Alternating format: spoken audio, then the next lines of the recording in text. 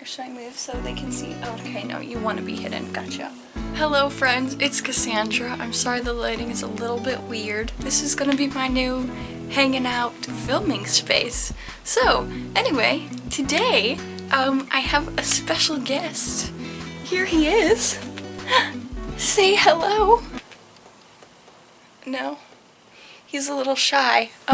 This is Alfie. Oh. You are very shy. Are you okay? This is Alfie. He is my emotional support animal. And we're going to talk a little bit about him and the emotional support animal process I had to go through. And yeah, so this video will have two parts. I want to say halves, but I don't know if it's actually going to be half and half.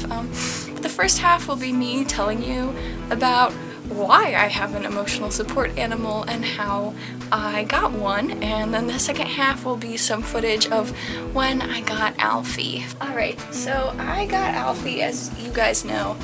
Whoa, if you know me personally, which I'm pretty sure all of you do, or you know, if you've been on my channel for a while, you know that I have depression and anxiety and now also ADHD. So what that means is that basically college is quite a struggle for me, and yeah, so I'd heard of ESAs, emotional support animals, before, and I was kind of like, I don't know, blah blah blah, like I'm allergic to cats and dogs, so like that's probably not a thing for me. But then I found out like you can pretty much get anything as an emotional support animal as long as you can form an emotional bond with that animal.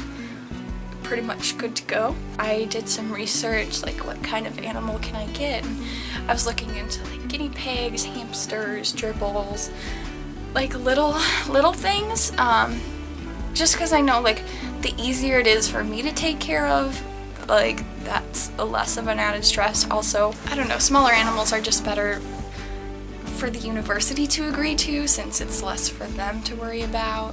And then, you know, you have to keep in mind like the people you're rooming with. So I was like, I'd love to have a snake, but people I was planning on rooming with, you know, not so sure about that. So I was like, okay, I won't get a snake. Oh good, he's eating his millet. Yum yum yum, good boy. I wish you guys could see him. I need like a side camera. Oh, so I was like, okay, I'll look for something else again. And then I remembered birds. I love birds. We had a parakeet when I was in grade school. He died right at the end of my 8th grade year, I think. And I really loved him. Which is, like, when we first got him, I was like terrified. Every time he flew, I literally fell straight to the floor.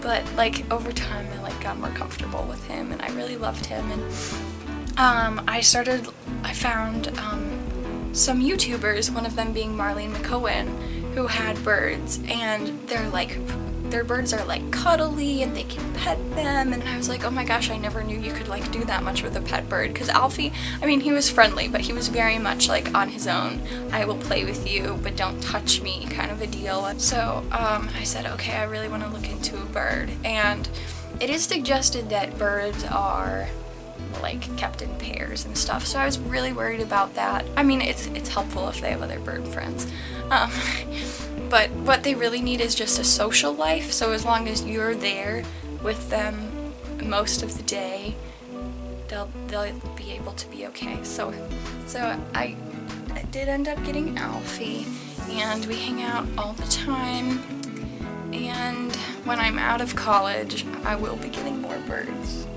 Yes. You could get some friends, right? Okay, we're still hiding. Gotcha. Oh, look, there's your little noggin. Oh, they see you.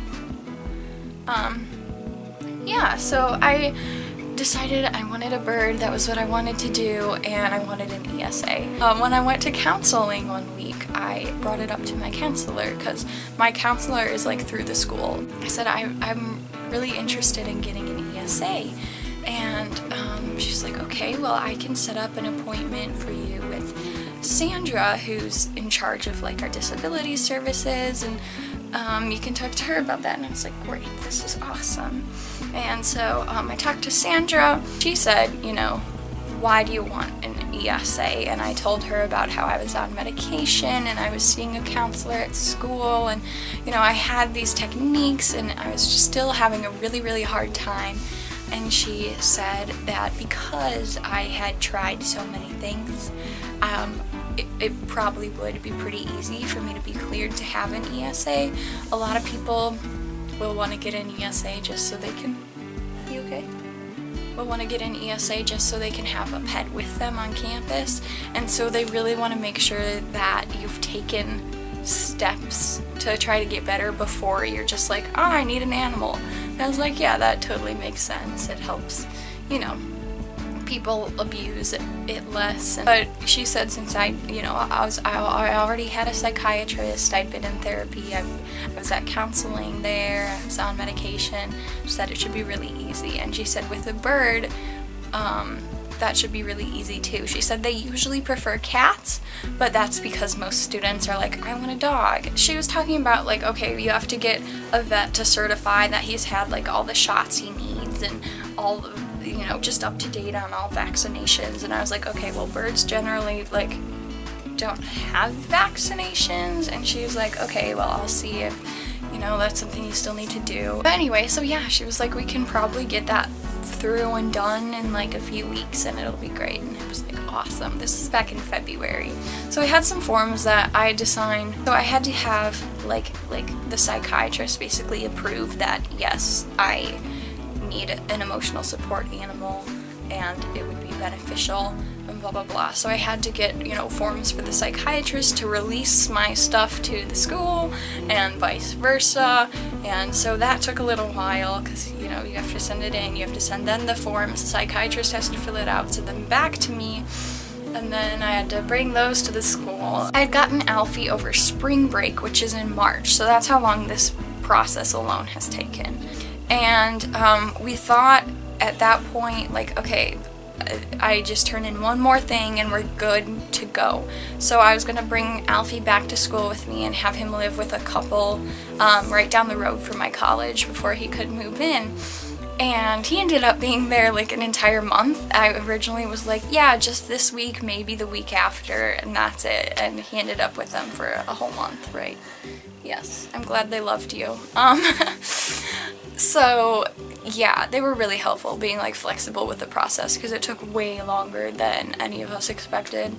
But I took Alfie in. They have to meet the animal and make sure they're like not wild and crazy. And so I brought him in for a meeting and we basically just talked about the same things, like why do I want an emotional support animal, how long have I had Alfie. A lot of people who have emotional support animals will just bring like the dog they've grown up with from home. If you can hear that barking, that's my dog, and he would do awful in college. So yeah, I was like, no, we're not, no, absolutely not. And also, I don't think my parents would have let me take him anyway. But anyway, so yeah, that's why I had to get him new. But the meeting went really well. Turn in all my sheets. I think I'm like good to go. And she's like, you actually do need a vet visit. And that was a pain because I go to school in nowhere, Indiana, and so they have vets, but they don't have vets that take birds. The closest one is in Indianapolis, which, I mean, I could do. He's had 4-hour car rides to my college, which is probably awful. I'm sorry. But, you know, he'd just been back and forth so many places, and I'm like, okay, I'm going home for Easter break. I might as well just take him to the vet there over break and blah blah blah. Took him to the vet. He was a healthy boy. I'm glad I had to pay money for the vet to tell me what I already knew, but that's fine. Then he was good as gold to move in, so I had to schedule a time with my RD. She had to like be there for the move-in. We moved Alfie in, and he only had like 3 weeks. Was it 3 weeks left at school before it was over? And so that was honestly a pain because, you know, I thought, oh, I can get him in by the end of February, and it wasn't until April that I got him. So for me it was a long process. It seemed like it doesn't usually take that long. So that is something you're interested in. I guess it shouldn't take that long, but also I would just say do it over, like get it all squared away so that you can just start right. Because Alfie, I feel so bad. He probably hates me a little bit from all the moving around, house to house, place to place, long car trips. Like, that's awful. And I'm sorry. Do you forgive me? I'm gonna show some little footage from when I first got him. And yeah, I'm sure somebody is gonna be like, oh, why did you get him from a pet store? You need to rescue. Okay, look, I was on a time crunch. Well, I thought I was. I thought I was on a time crunch. And parakeets are really hard to come by in Illinois for like adoption. Also, most adoption places are like, we need to see your house before we let you take the bird because we want to make sure they are going to be in a safe environment. And I was like, I'm going to be literally in a different dorm every year, so I don't think they're going to really like that very much. So I had to go to a store, okay? I'm sorry. All my other birds will be rescues. Also, just because they're cheaper that way. So here's the footage. Mimi, why are you eating my bracelet? Alright, I got several. Oh, their tongues are so cute. I know. They really like to just chomp on you.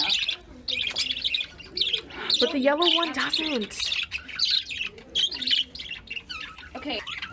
Do you want to go down? Is that why? Oh, maybe we should just get this one. I mean, that one is really... He really loves us. He does. And he's beautiful. You bonded with Mom and your aunts. Wow, all the biting ones just really love me. This one doesn't bite. Well, He doesn't bite, he nibbles on like random nibblers. stuff. Go see Aunt Brooke. Hey. This is the one footer. He always has one foot on Brooke and one foot on me. Oh my gosh, Cassandra. Oh my god. They know I'm the mommy. I don't want you. You bite. I love you. Alfie. Kids. Don't fight. Don't fight. That's it.